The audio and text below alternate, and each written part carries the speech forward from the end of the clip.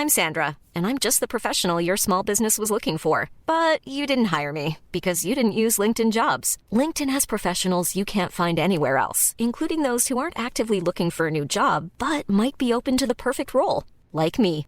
In a given month, over 70% of LinkedIn users don't visit other leading job sites. So if you're not looking on LinkedIn, you'll miss out on great candidates like Sandra. Start hiring professionals like a professional. Post your free job on linkedin.com/spoken today. You should celebrate yourself every day, but some days you should celebrate with jewelry. Whether you want to commemorate an unforgettable moment or just bring some added sparkle to your collection, Blue Nile can offer you expert guidance and a wide assortment of jewelry of the highest quality at the best price. Go to BlueNile.com today and experience the ease and convenience of shopping Blue Nile, the original online jeweler since 1999. That's BlueNile.com. BlueNile.com. Wow. Nice. Yeah. What you're hearing are the sounds of people everywhere putting on Bombas socks, underwear, and T-shirts made from absurdly soft materials that feel like plush clouds. Yeah, that plush. And the best part? For every item you purchase, Bombas donates another to someone facing homelessness. Bombas. Big comfort for everyone. Go to bombas.com/ACAST and use code ACAST for 20% off your first purchase. That's bombas.com/ACAST. Code ACAST. Hello, and welcome to Voices from the Battlefield, part of Waterloo Remembered. In this extract, the historian Ed Koss reads from the autobiography of Sergeant William Lawrence. Hi, this is Dr. Ed Koss, and I'm about to read to you from the autobiography of Sergeant William Lawrence. I chose him not only because he was a core part of my book, but because he always seems to be in the thick of things, and I think he captures some of the harrowing times at the Battle of Waterloo. Early in the morning of the 18th, we were again put on the march to join our lines, our position being in the reserve, which included the 4th and 27th Regiments, together with the body of Brunswickers and Dutch, and formed a line between Merkbrand and Mont Saint-Jean on the Brussels road. Our regiment took the left of this road, but did not remain there long, for the French were seen in motion, and on their opening fire from their cannon, we soon marched up to action in open column.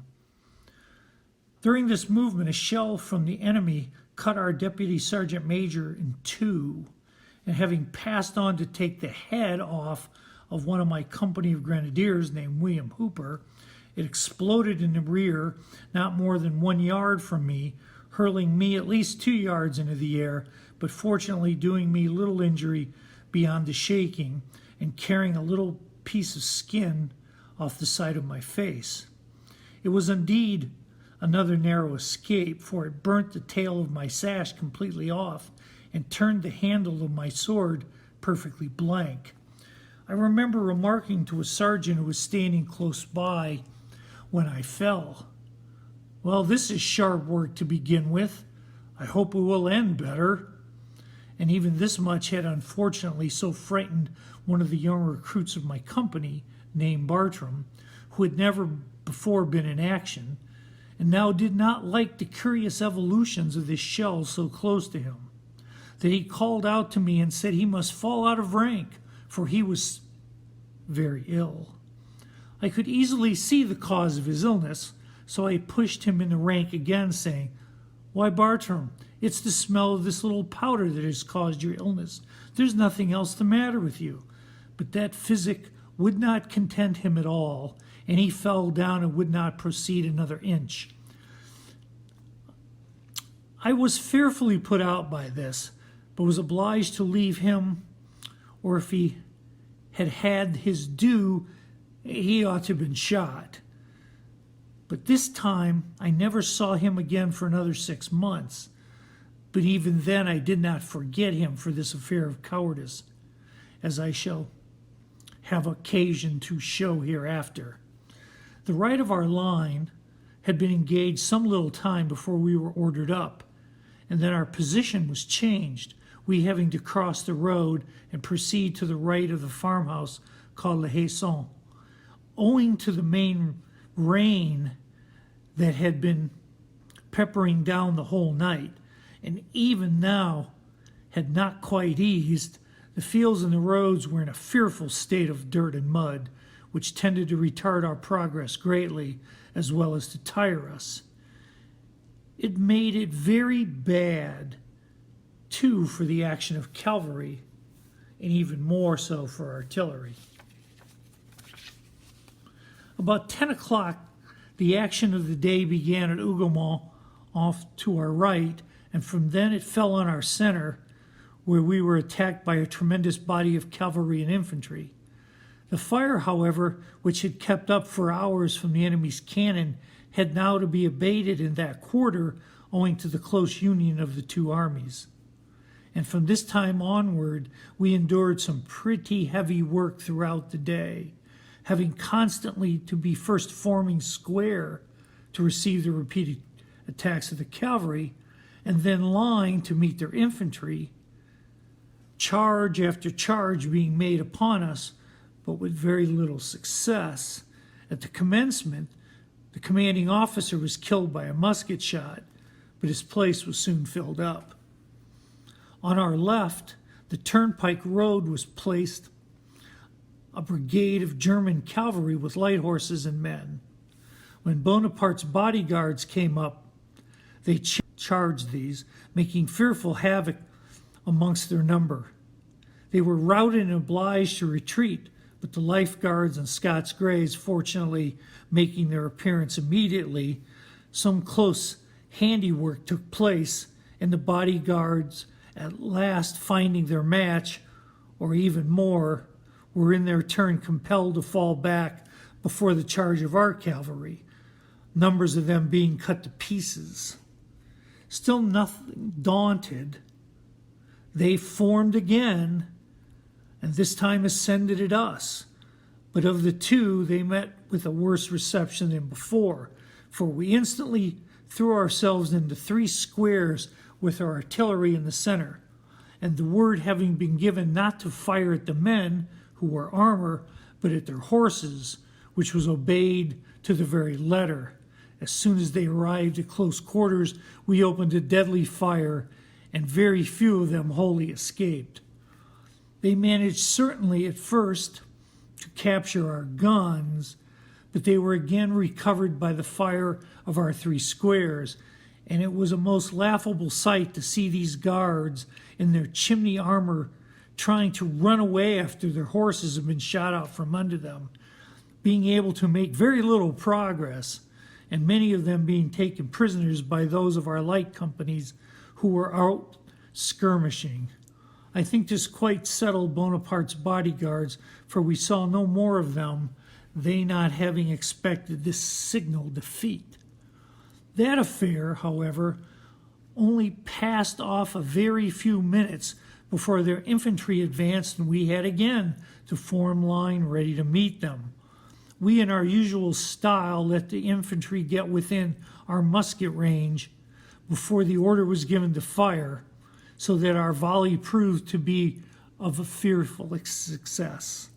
And then immediately charging them, we gave them a good start back again, but not without a loss on our side as well as on theirs.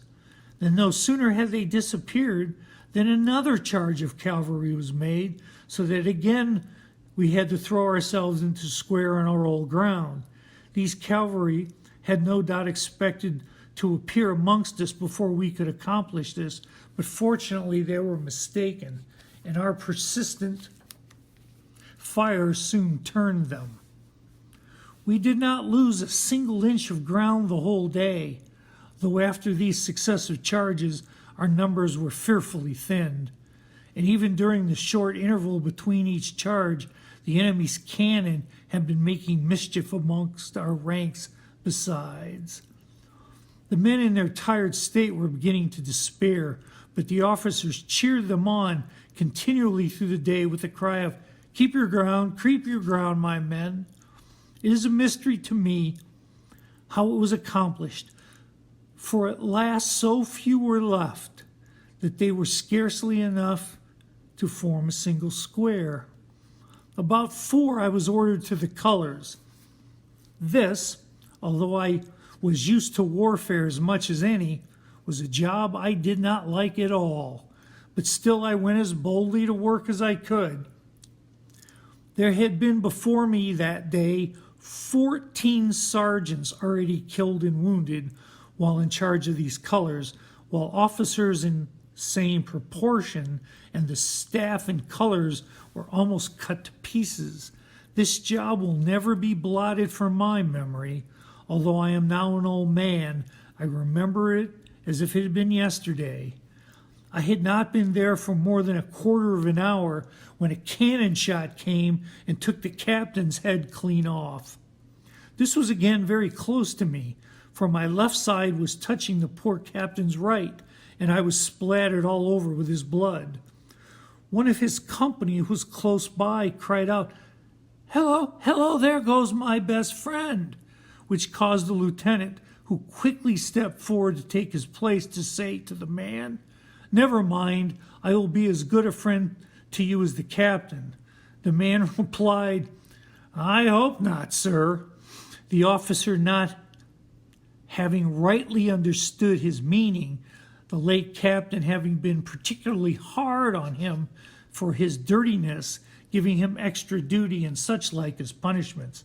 This man, whose name was Martin, was a notorious character in our regiment, and I was myself tolerably well acquainted with him, for he had once been in my company. But on account of the same thing, dirtiness in his person, he had been transferred to the 5th Company, where neither this poor captain had been able to reform him, try however he might. Still, he was for all that an excellent soldier in the field. But now I must get on with the last charge of cavalry, which took place not very long after this. Few as we were, when we saw it coming, we formed squares and awaited. Then we poured volley after volley into them, doing fearful execution. And they had to retire at last before the strong dose that we had administered. Not, however, with our losing more men, and so become even weaker than before. We were dreading yet another charge, but all the help we got out of this was the cry of, "Keep your ground, my men, reinforcements are coming." Not a bit, however, did they come till the setting sun in time to pursue our retreating enemy. The Prussians under Marshal Blucher having arrived elsewhere, and although long expected, being only able at this period to make their appearance at last. I must say here that I cannot think why those charges of cavalry were kept up against our unbroken squares, in spite of their being so constantly sent back. It is murder to send cavalry against disciplined infantry unless they have artillery to act in conjunction with them, in which case they might possibly succeed in routing them if they could take advantage of their falling into confusion, but not otherwise. That was the historian Ed Koss, author of All for the King's Shilling, reading from the autobiography of Sergeant William Lawrence, and Ed's work is available to order online now.